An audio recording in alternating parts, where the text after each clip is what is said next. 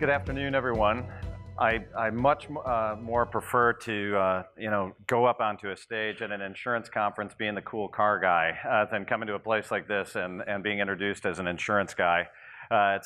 Trust me, I've tried to all my life make it sexier than it sounds, but it is how I make my living. Although I tell my wife, it's all about volume eventually when it comes to business. If you sell enough of anything, it becomes kind of interesting. But I'm here to talk about leadership, and I want to talk about you and my first book, Boundless. I come to this whole thing from kind of a non-traditional standpoint, I guess, to be a writer. But I've learned a lot in the last couple of decades, and I want to share a few of those thoughts with you today.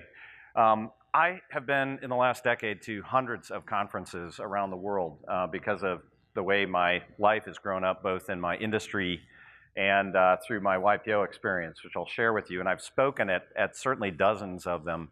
And first and foremost, I really want to compliment all of you for investing the time and effort and resources that it takes to come to something like this. If there's anything that I can tell you and that I think comes out in my study that I developed around Boundless, is that it's about learning and growing ourselves that's going to be the differentiator in the future. Only people who are on a kind of constant upgrade path are going to be the leaders far into the future, and I consider each and every one of you leaders in every single regard. As I mentioned, I came to my leadership kind of unusually. I did not have a traditional business educational background while I was an entrepreneur when I was growing up. I studied English, literature, and philosophy in college. I spent a few years studying to be a priest in a Russian Orthodox seminary before I went to graduate school and studied ancient philosophy and classics, and suddenly realized that writing 800-page books that would be read by absolutely no one was not how I wanted to spend the rest of my life.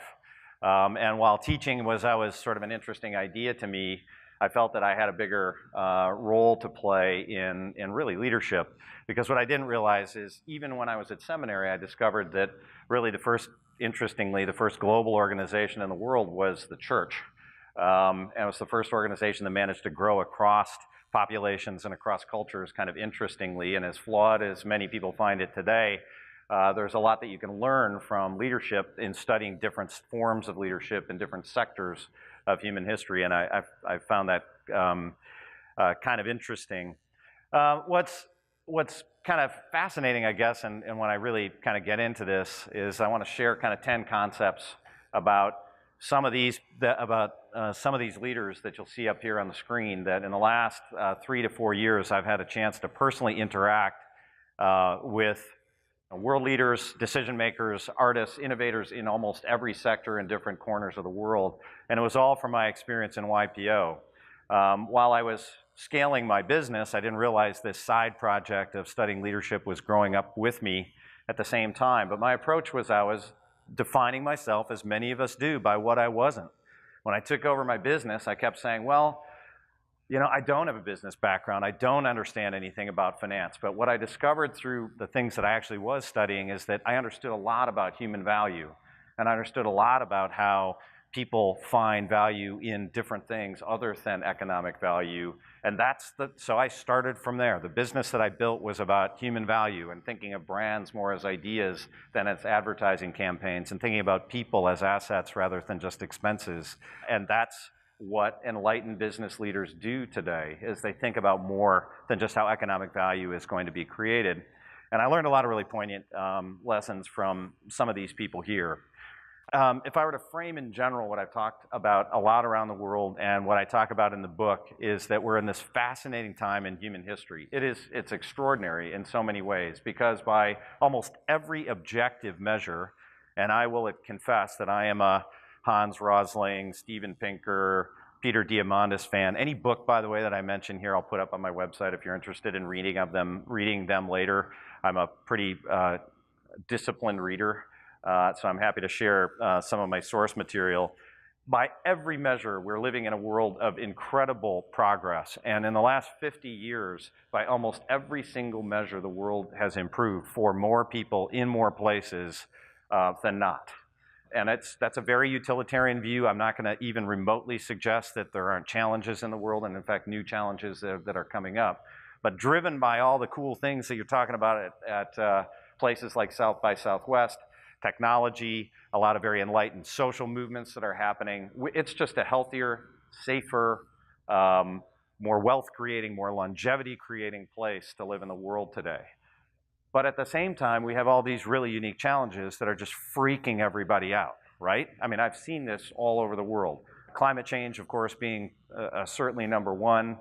If you look at a lot of the byproducts of the great technology that we have, and I don't mean just hard technology, primarily digital informational technology, it's making people crazy, right? We suddenly are realizing that we are in fact the product as the users of some of these social platforms. We are the product, we are not the target customer. The customers already have been buying our data from us, and we're the ones giving them our attention, and it's making us nuts. So somewhere between these poles of the incredible progress the world is making and the new challenges that we're facing, I believe we're living in a pretty disoriented age. It's hard to figure out where solid ground is. And if you want to be a future leader to create more of this holistic value in the world, you're going to have to think very differently. The leaders that I have seen around the world that are doing things differently are thinking very, very differently than leaders have done it in the past. So my YPO journey, it was an interesting one, and how I came to a lot of this. I was elected to be global chairman of YPO. YPO is a CEO organization, as you heard, 27,000 members in 140 countries, and a combined $9 trillion worth of corporate revenue out of all those companies. If YPO was an economy, it'd be the third largest economy in the world right after China. And strangely, I knew when I was elected, I'd be traveling around in a lot of parts of the world, kind of acting like a head of state. I was going to have to go into these countries and different cultures and different business environments and be able to speak credibly about stuff that, even though I was a very curious person, I had to get ready to be able to talk to people differently about what was going on in their world. Kind of, if you think about it, kind of like a global chamber of commerce ambassador sort of thing. Not trying to talk that business is the salvation of everything, but it is the thing that tends to create most value, and the reason so many parts of the world that weren't rising up out of abject poverty now are, is because of business value that's been created there. So I got myself ready, and I got myself ready furiously fast by reading tons of books, but I needed a mental framework that I could start thinking about what the future of prosperity, not just wealth building, but for people and planet, what it would really look like. And it's really this framework that I developed called Boundless. And so these are some of the people that informed me. In fact, the very bottom left is the president of Rwanda, Paul Kagame, and I was just with him 4 days ago in South Africa and spent the better part of a day. A fascinating leader that you could learn about. And I'm sure many of you guys have worked in successful businesses and successful companies. Well, if Rwanda was a company, it was the most bankrupt company in the world. And I don't think there's a single leader in the world that took a country from a worse place to a better place, from a genocide where 1 million people died in less than 100 days, and brought that country together to be a clean, safe place, good place to do business with a strong judiciary. An absolute masterclass that he fits this sort of boundless leader mindset. Pretty fascinating. So spring of 2016, I want to tell you a story. I was getting ready for this journey that was going to take me around the world, and I was called by my high school on my 30th reunion year. I get it, I'm a little older than many of you in here, to be the commencement speaker for my high school graduation. I graduated in the very seat, sitting in a seat like that, wearing a rented cap and gown. And you know, you get something like that, you're supposed to go give some wisdom and share some stories. You have about 7 minutes to go up there and wow everybody. And I was really sort of struggling with how to invite them. I mean, there was nothing about my life or any success that I've been able to create in business that was going to matter to any of those people in the room. But this journey of learning and growth, I think had a lot of value. So I decided to step up there that morning, kind of winged it, and I just decided to involve the audience. And I asked for a show of hands, and I said, class of 2016, how many of you want to be wildly successful and to change the world? And you know, about 600 students and thousands of their parents and everybody behind them. I got like this kind of half-baked, you know, small percentage of everybody, you know, raising their hands. And then I said, I mean, seriously, I mean, you're graduating. This is a real accomplishment. How many of you want to be wildly successful and to change the world? again, kind of a little over half. And I finally said, did I come to the right place? I mean, you have your whole life in front of you. How many of you, class of 2016, want to be wildly successful and to change the world? And I got them up on their feet, and I finally got everybody to stick their hands in the air. And if they could not see themselves as successful at that point, what am I dealing with? So finally I got them excited about what was happening there, and I talked to them about some of these lessons that are in front of them, because the reality is, when you're 18 ideally, and you've accomplished this thing, once you put aside the fact that yes, your parents and your aunts and uncles and your coaches and your teachers are all sitting there, and you put that aside, you can feel like you're going to be wildly successful and change the world. And that is, I believe, the core idea of the human condition. We have this amazing ability to transform ourselves, to learn and to grow, and to affect things in a really positive way. Now, of course, what psychologists will tell you is that, it's not just asking yourself how far I can go, this is just an optimism bias. Has anybody ever read Kahneman and Tversky's work on thinking fast, thinking slow? Fantastic. They kind of made all of us start to be aware of the fact that we have these cognitive biases that can blind us to certain things. But you know what? I don't care. They're 18 years old. They need to have a positive lease on life, and they need to go out there and get stuff done, because otherwise you're just going to feel like deeply limited. But let's go back to talk about what it is, back to this framework. And here are the changes that I think are driving everybody crazy in no particular order. And we all know what they are, but these are the things that are both driving a lot of the progress and change, but are also causing a lot of challenge for people in different ways. And this is what I saw in talking to that group of people. So obviously technology and automation, and not just automation like on an assembly line. Let's face it, right? With AI, it's the automation of everything. I mean, when I was growing up, I loved Halloween more than Christmas. And if this year I could figure out how to dress up as an algorithm, I think I'd scare the shit out of more people than anybody else, because that is the scariest thing on the planet right now, right? Algorithms. I just haven't figured out how to do the costumes. For the creative folks in the room, if you can give me an idea, I'm all for it. The second one is obviously climate change. I talk about it, and I'm not an expert in this area, but it's a grave concern for almost everybody around the world, and it's changing exponentially. Global trade and digital markets. This is not an option whether there's global trade or digital market. This is why the big businesses are getting bigger and new ones are being created. And globalization, you could arguably, is a factor here. But and there are all these people with opinions about globalization, like it's a good thing or a bad thing. Honestly, I don't know whether globalization is good or bad any more than I think the Pacific Ocean is good or bad. It's just happening. We're getting more connected in more places and at more times. Urbanization and population shifts. If I saw anything in my travels around the world, is that rapid urbanization is the single biggest megatrend happening on the planet. And it's creating more business opportunity, but it's also creating more density and challenges and everything else. In my industry, the automotive world, I'm in the classic car space. I'm not too worried about whether I can drive my 67 Jaguar through the middle of Manhattan. It would overheat before I could even get into the middle of Manhattan. But it is a serious issue, and I doubt you'll be able to drive a private passenger car there in 10 years. Not surprised, not worried about it. We need to. Cities like New York are getting really dense. I had breakfast with the mayor of London a couple of years ago, and he said, hey, look, we have one stat and one stat only in London, and that is we're going from 8 million people to 12 million people by 2030. And if you haven't been in London lately, it's already crowded. So if you think we can be political about any choice we make, we cannot. The only thing that matters is solve for 12 million. Solving for 12 million means everything has to be changed. Infrastructure, transportation, how health is delivered, how any kind of social service is delivered. Urbanization is huge, and it's a great opportunity, but it's also a real challenge. New ideological tensions. Anybody read any of Yuval Noah Harari's stuff, watch his podcast, right? Sapiens, Homo Deus, 21 Questions for the 21st Century. Brilliant guy. I interviewed him in Tel Aviv, and I wanted to talk to him all day. I mean, he's told a story. I mean, we started the last century with 3 major stories: fascism, communism, and liberal democracy. We went to 2, communism and liberal democracy. For the last 20 years, we've had 1 story in the world, and now we kind of don't have any. Or there are new ones being created. Because regardless of how people in places like the US and other liberal democratic places think, managing data really efficiently and managing social safety is something that, like, say, the Chinese culture does really, really well. It is a legitimate ideological challenge to liberal democracy, and people don't like hearing it, but it is true. and it's freaking people out. Again, I'm just talking about the stuff that's freaking us out. This is not a freak out session, and my book is not a negative one.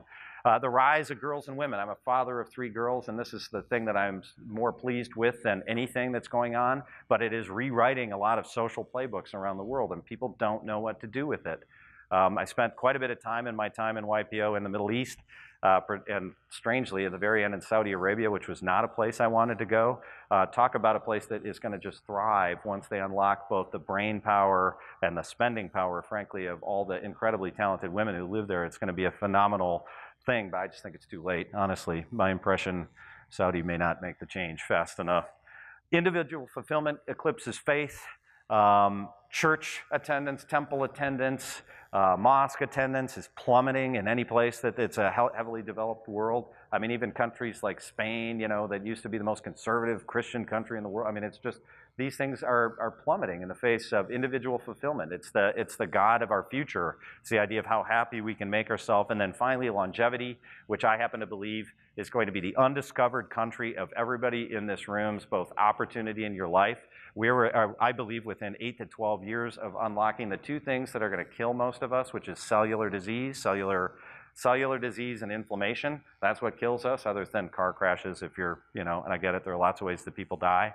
But in the advent of, and short of the advent of some new warlike period in our history, the chance of all of us getting 30 to 40 additional years of life, of healthy life, is going to change things. We're going to have to figure out how you're going to work later in life. You're not going to have enough money if you think you're going to retire at 60 or 70 years old. Think about how do you still have to have a relationship with your parents if you've already been alive for 100 years and they are still alive too? Does it even matter? There's a lot of things like this that, again, this is the reason this is a disoriented age, is it's what is finite and what is infinite is changing. And it's the collision between the 2 of those things, and it's a pattern that's repeated itself in history, and over again is why we need a different type of leader thinking about how they're constantly rewiring themselves to be able to take advantage of and help people through this disoriented time. Exponentials, you've all seen great stories of exponentials. Mine kind of look like this, right? When you're just kind of on a nice healthy growth path, it's a nice sunny day and you got a smile on your face. The problem is, when the curve starts going like this, it looks pretty insurmountable. That kind of looks like the wall on American Ninja Warrior, right? And like maybe I could make it up there, but the problem with exponentials is the wall's really like that. Like that's Half Dome, right? That's a cliff. And unless you're like the guy in the movie Free Solo, you're not climbing up that thing. Like, exponentials are crazy, and you feel powerless against them. That's the problem with climate change, right? People are fearing this, you know, runaway climate change in the same way that they're worried about runaway AI. It's an oh shit moment. So this was the day on May 2017 when the world's greatest Go player lost to AlphaGo, an algorithm that didn't even know how to play Go a short time before it beat the world's great, and it was the one game, right, that nobody thought an AI could possibly beat. And I think since then, he tried it and lost like 100 times in a row to AlphaGo before they decided to benignly shut the algorithm down so it stopped beating Go champions. I'm not really sure how that would make them feel. And you know, when I was growing up, like working at McDonald's was generally considered like the worst job you could get in my small town, but don't have to worry about it anymore because it's going to be replaced by a kiosk anyway. And of course, hydroponic tomatoes are all going to be grown and managed by nice, kind little robots. But the fact of the matter is, what's freaking people out is it's this kind of reality. They're worried about the Terminator universe, right? Where the robots are going to rise up and shoot all of us. I'm frankly more worried about the Matrix universe, where we're all just sitting there connected to in some pod, not experiencing the world at all, because this is what the evening relationships look like for an awful lot of people living in the world today. Heavily distracted, not giving their attention to each other, and I can trust me when I tell you, boundless individuals and boundless leaders are going to figure out how to manage this. I believe that this is going to be looked at like smoking or obesity 10 years from now. That you're not going to respect people who are walking around in public stuck to their devices in the same way that we are putting up with it today. The problem is it's hacking pieces of our brain, of our attention that we don't know how to control yet. We haven't evolved into learning how to control it yet, and frankly, neither have I. Although I can tell you, meditation is a superpower, and if you're not practicing it, the most boundless leaders that I know are. if we are victim to a optimism bias as individuals wanting to go out and be wildly successful and change the world, collectively we seem to have this problem, right? We just feel like we're screwed. And when you look at all of these changes and the news that's out there, and I'm not telling whether it's, I don't care, the fake news thing like I could care.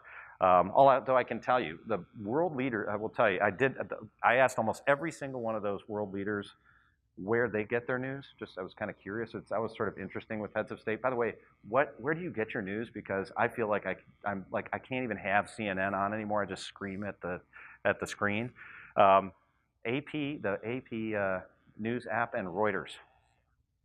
Go figure. So if you're interested in a relatively unbiased view of the news, I thought that was kind of an interesting perspective.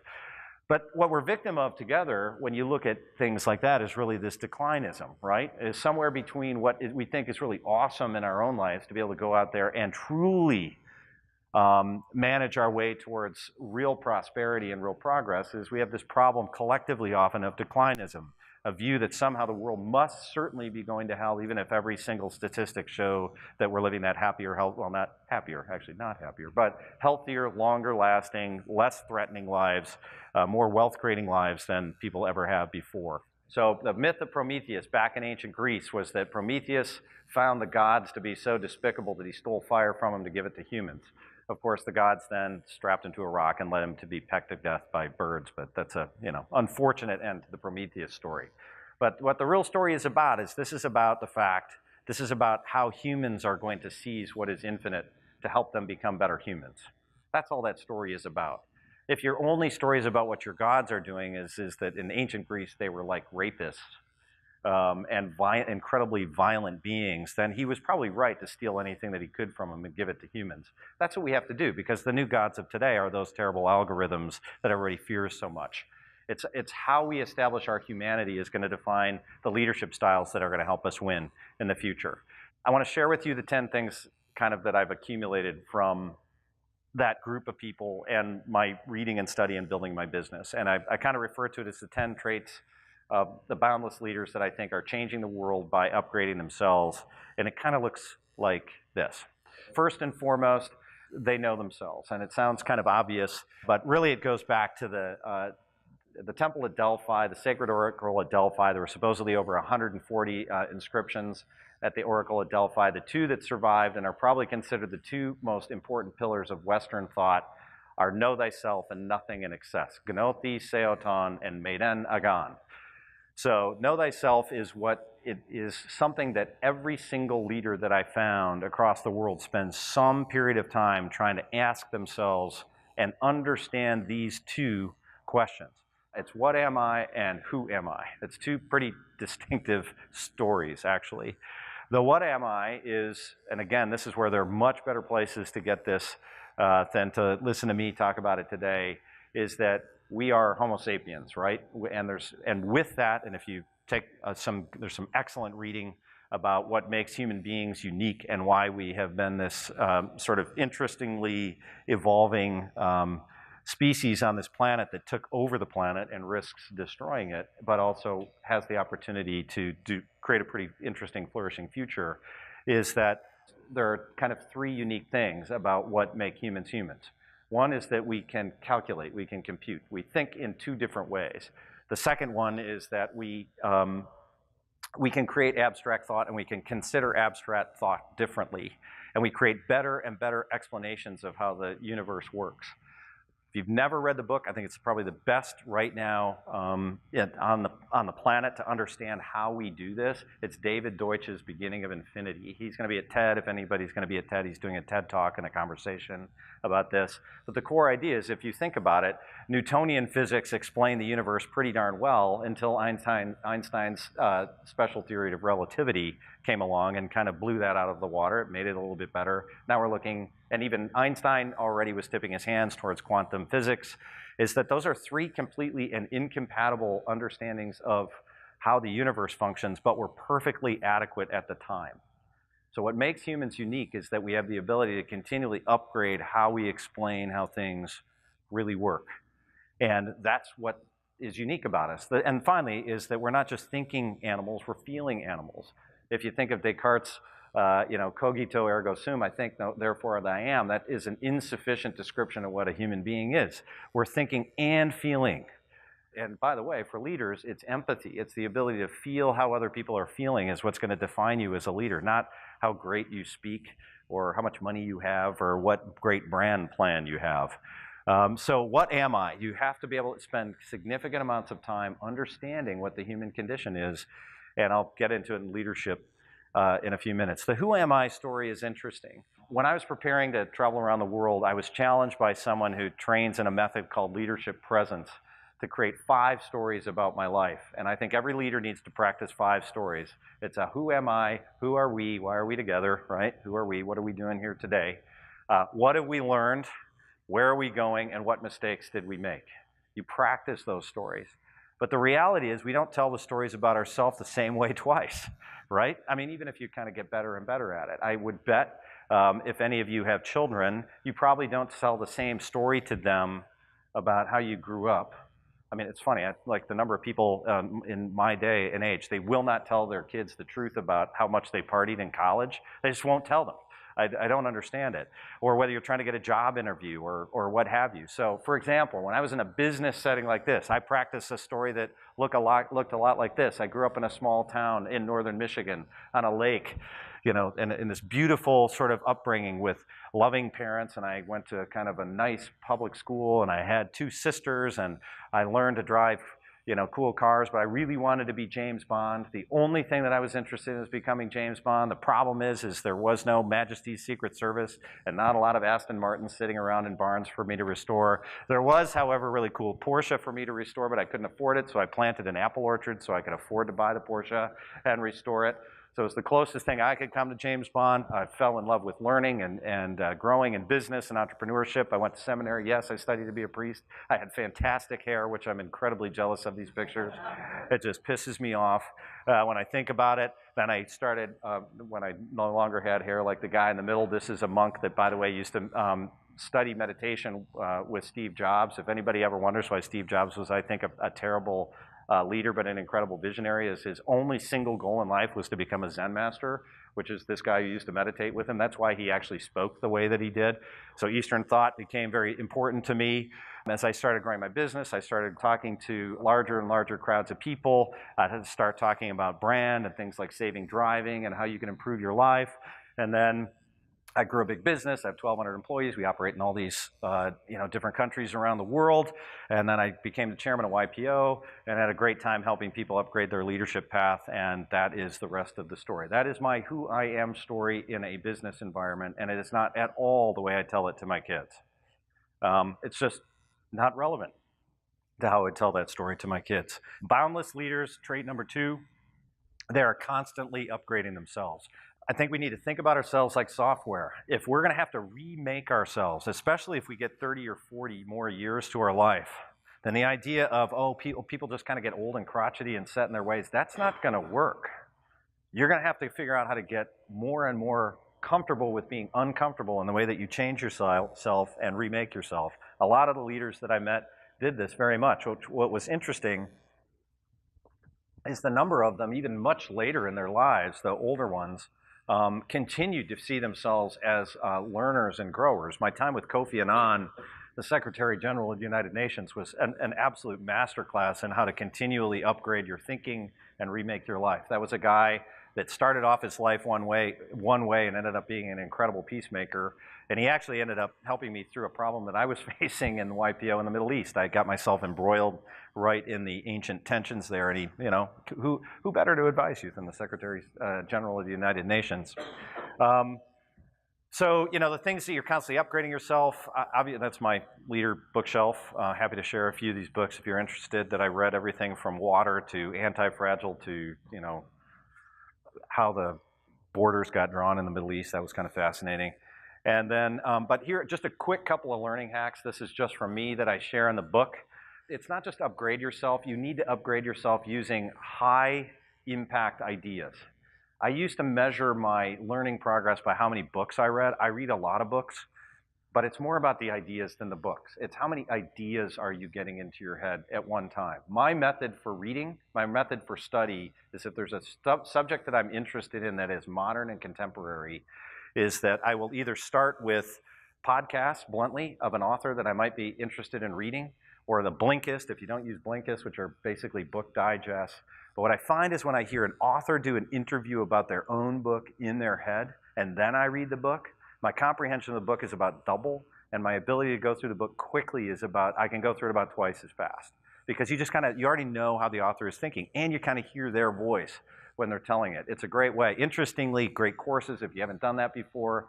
I was having lunch with Jim Collins, the Good to Great guy, a couple of years ago, and I said, "What are you reading, Jim?" And he said, "I don't have time to read. I listen to great courses." And they're excellent. Sometimes they're a little long if you don't want like 60 classes in, ancient philosophy.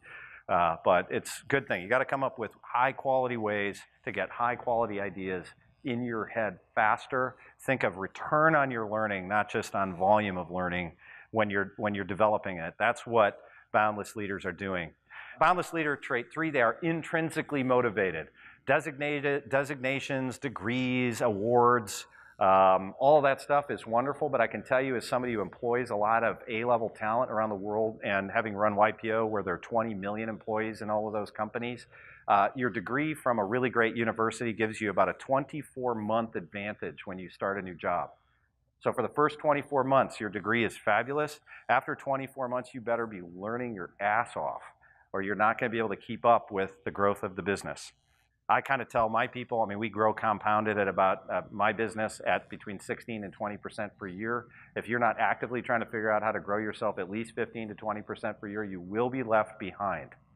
That is how it works. So you have to be intrinsically motivated and make constant incremental improvements.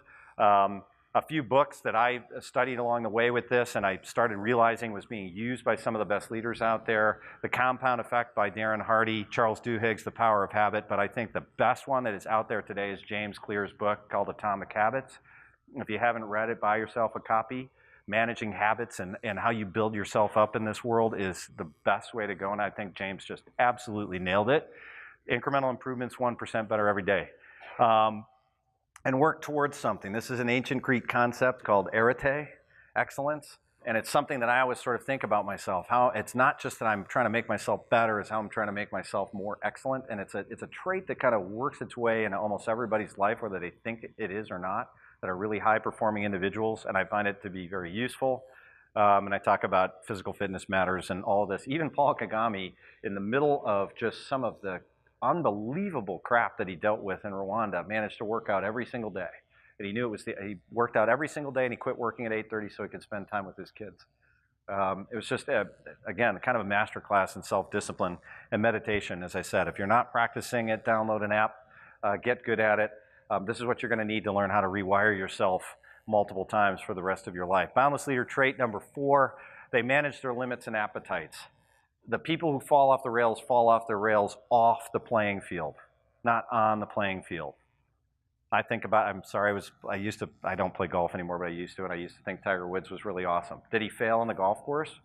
No, he failed in his life. And he ceased to be the guy that he was that was winning all the time. The best leaders out there know how to manage that stuff. And they keep themselves together. It's a little ascetic at times, but that's what, very often, as I found myself going through the world, meeting a lot of these people, it's pretty lonely. And they know that they have to keep their act together, because if they're just acting like a maniac outside of whatever their public face of their office was, that they weren't going to be able to get stuff done. So controlling their appetites became pretty important. And that's where the second piece of the Oracle of Delphi comes in. So if it was Gnothi se auton, know thyself, it's nothing in excess, made anagon. This is the second thing. I don't have any tattoos, but if I were to put tattoos on my body, it'd be those two, somewhere like this. Maybe, don't they do that here? Can't we get tattoos somewhere? Yes, okay, maybe that's, okay, well, maybe if we have a few cocktails later. Trait number 5, action-oriented and catalytic. Leaders get stuff done. The best leader coaches that I've ever met around the world will tell me the number one characteristic of the leaders they've ever worked with themselves, and they will generally tell you the ability to make decisions with the least amount of information, pattern recognition, and making stuff happen. But the reason it's catalytic is they look at challenges as an opportunity to create something. It's not, oh my gosh, we don't have a power grid in the upper northwest corner of our country. It's like, we get to create a power grid in the upper northwest corner of that country. And that's going to be great for everybody. It's going to be great for the people who don't have a power grid, and it's going to be great for people who put the power grid in. Trait number 6, highly empathic and inclusive. This is what's different when I started my leadership journey in business than today, and why we are all so lucky to be living and working in a world where how we care for each other is now finally considered one of the most important leader traits that are out there. Is that if you can't be empathic and feel how people are and help them grow as individuals, your leadership will be highly limited in what you do. Has anybody done become aware of Google's Project Aristotle? It's a couple of years old now, where they studied the traits of the highest performing teams within Google. And they were really struggling with it because, of course, they weren't looking for emotional cues.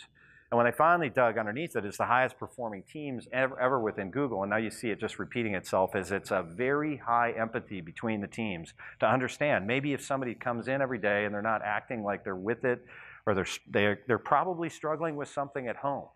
As I like to think, there is no work-life balance. There is only life, period. Some of your life you're paid for, some of your life you pay for, but there is no such thing as balancing it. It's just life.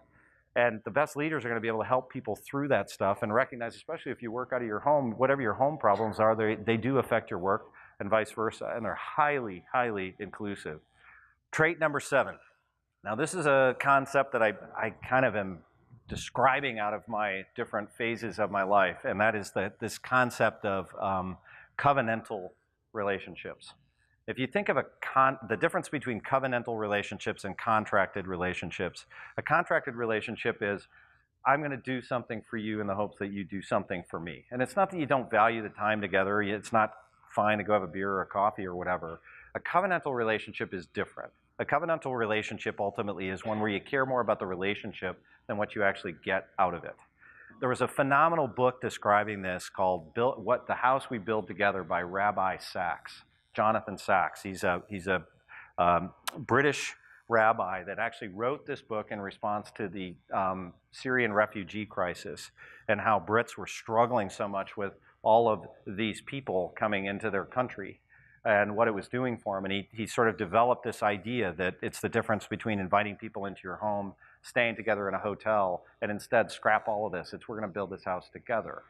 And I believe that there's something to the people who manage their relationships the best in this sort of covenantal fashion, that they're the ones that seem to create the most bonds between people. Covenantal and meaningful relationships are pretty key and very interesting as they relate to a lot of my kind of Hall of Fame leaders that I was able to encounter along the way.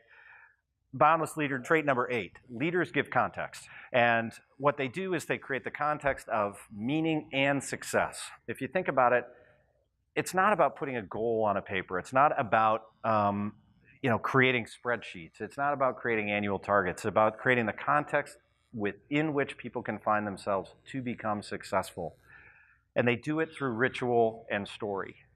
Now, there's a lot of great leadership literature out there about how leaders have to become really good at story. But what do we mean by this? It's not like just crazy little stories. It can be everything from creating a great acronym that maybe goes on somebody's pin that they rally around. The former governor of the state of Michigan, he was a really interesting business person who found himself embroiled in a pretty tough situation around the Flint water crisis, if any of you ever found it. He had this mantra that he just made everybody in his office work. It's called the RPA, Relentless Positive Action. Relentless Positive Action. Everybody had it on their desk. Everybody had it on their pins. It was printed on all of their cards that were out. And he said, look, the problems that states like Michigan have are real. And it doesn't matter what side of the aisle you sit on, they're real. We have to deal with it in some sort of relentless, positive way. That was what leaders do. Leaders create ritual and story. So I'll bring up Kagame again. It was kind of interesting. I asked him what were some of the unique features that he has built into Rwandan society in the 20 years since he has been a leader of that country. And because one of the things that's shocking about Kigali, the capital city in Rwanda, is it's spotlessly clean. It's very safe. But one of the things they do is one Saturday morning of every month, the same Saturday, no business is open, nothing is open. Every single citizen goes out and cleans up the streets. They pick up garbage for 3 to 4 hours, and then they meet in public settings to discuss what needs to be done next.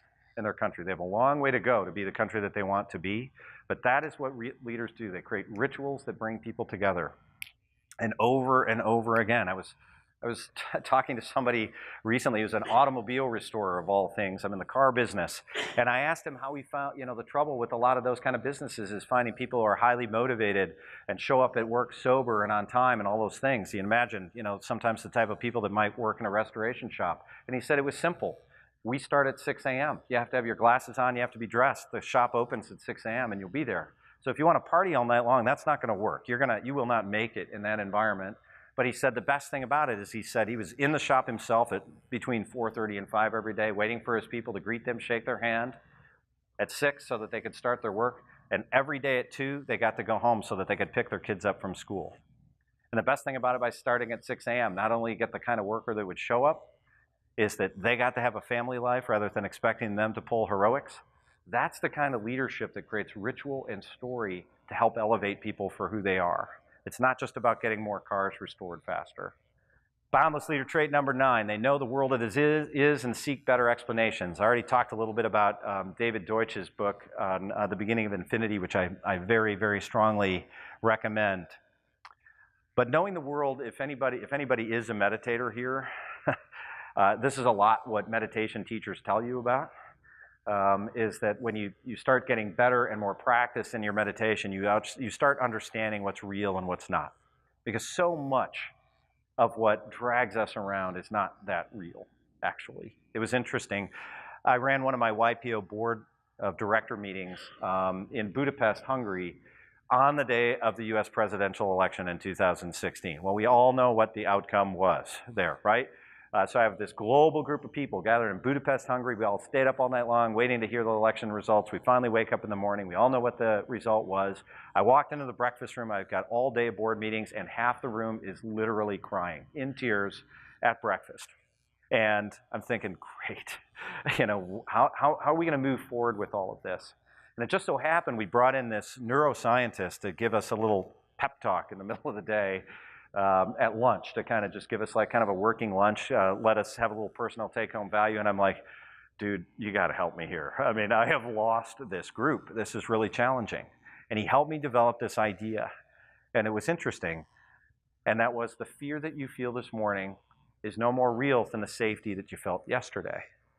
You think about it. People felt really safe in whatever they thought was going to be the outcome of that particular election when they went to bed.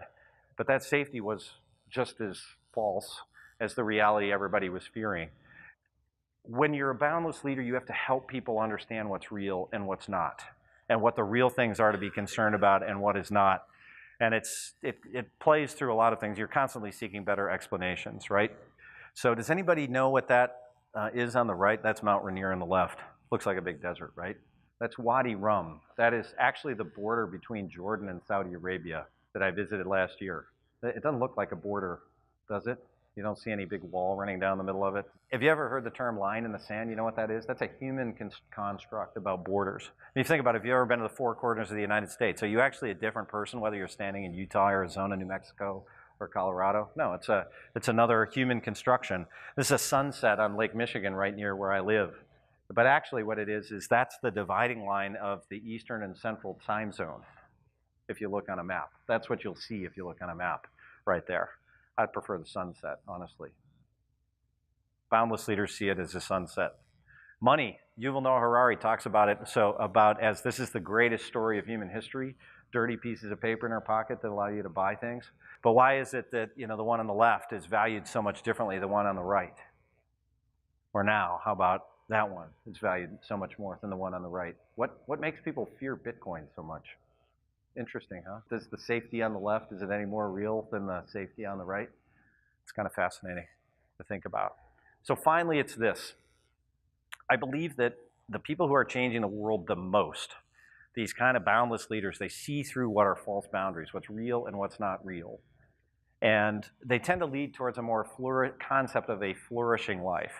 And that's different than what you hear a lot. The word really, again, sorry, another Greek word. I'm kind of fascinated by this stuff. Eudaimonia.